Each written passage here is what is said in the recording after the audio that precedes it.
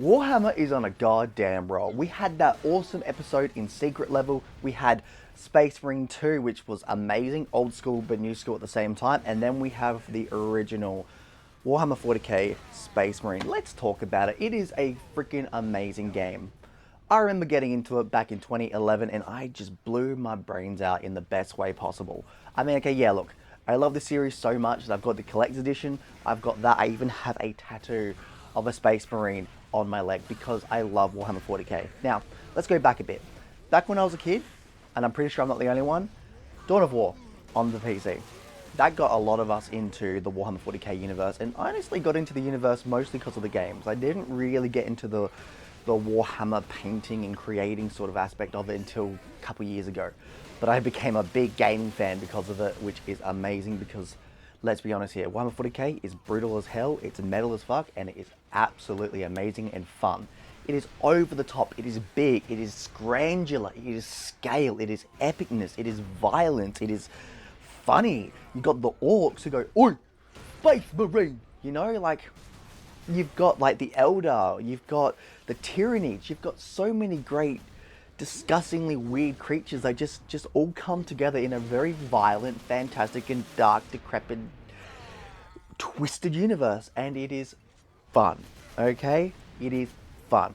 Slaughtering those orcs, just the game may be over a decade old, but it still works very fine. There's a great fine line with its gameplay where it feels violent, strong, but also fun and tactical, especially in higher difficulties, because this game did something really fun, where if you're about to die, one of the best things to do is to do a glory kill, basically. Kind of like how Doom 2016 did it and Duke Nukem Forever did it.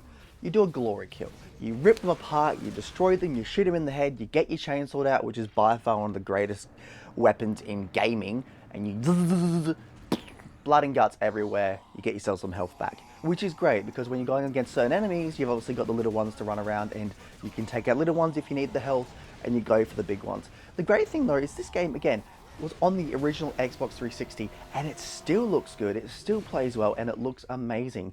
From the disaster of the orcs coming down, flying their ships along, and just pouring down on the ground. The fact that you've got so many elements and enemies on screen, which is pretty good for the time as well. You've got the explosions, you've got the gore and blood effects, you've got the ships, you've got the backgrounds which are alive, and this game looks stunning. To this day, I think this still has that architecture and that grandeur moments that really shows off the Warhammer 40k universe, and it does a really good job. I'm looking at this and going, wow, the sequel looks a billion times better, but like, look at it. It looks so good. I want to kiss it. I want to kiss everything about it. But I get blood all over my face. But I want to kiss it, you see? I want to kiss and go, it look good. You look good, man. You look good. You look sexy as fuck, man. You look sexy. You're good at, man. Beautiful. And that is what this game is. It is beautifully violent. Somewhat depressing considering it's all war and stuff, but it is fun. It also is well written. While we didn't get the original actor from this game in the sequel, he does a really good job. He's relaxed, he's laden, and he's respectful. Like, there's this cutscene where he meets one of the lieutenants, and he's like, the way they speak to her, it's like, yeah, you're not alone anymore. We're here. Pull everybody back. We'll protect you. Like, and it's just the way he says it. He's got such a somber note to him, which actually, to be fair, makes sense, because then in the sequel, he's more of a dour, still somber, but still has that dour element. It actually works pretty well, I think. I think they did a really good job with his characterization. I do wish the original actor came back for the second one, but hey, we got Ragnar's brother, so good enough, right? But the game just evolves and just explosions, and it's epic. It's a very good mix of Gears of War and Uncharted with the Warhammer 40k universe. You know, you don't feel as stuck into cover, bang, bang, bang, cover like Gears of War, but you've got that brutality and you've got that big hulkiness to it. You're basically a tank, right?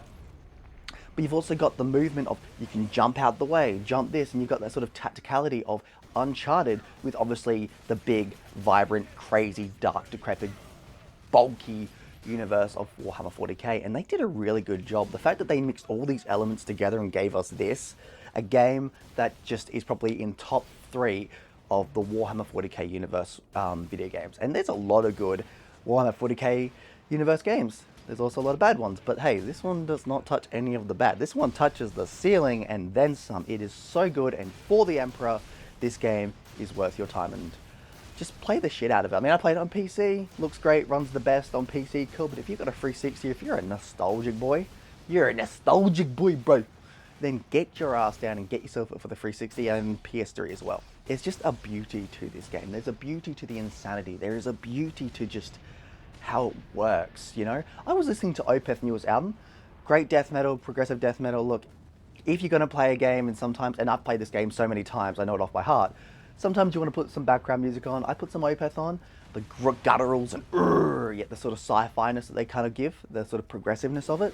And yeah, perfect stuff. Highly recommend listening to Opeth or any sort of brutal death metal, thrash metal while playing this game, because this game, from a human standpoint, from that controller human gaming standpoint, it just gives you energy. You are a killer of demons. You're a killer of orcs. You just want to thrash it out. And when you get, especially on high difficulties, when you get into that movement of throw a grenade and slash, bang, bang, bang, jump back and bang, bang, bang, like, and move around, you just keep moving, and that sort of play of destruction and carnage and blood and gore and everything else in between, you become a monster in the best way possible, and you feel good. That chainsaw cutting him in half, the ability to fly and jump pack and then crash down on your enemies, like, and just see them all explode. It's amazing. And to this day, a decade plus later, it doesn't stop.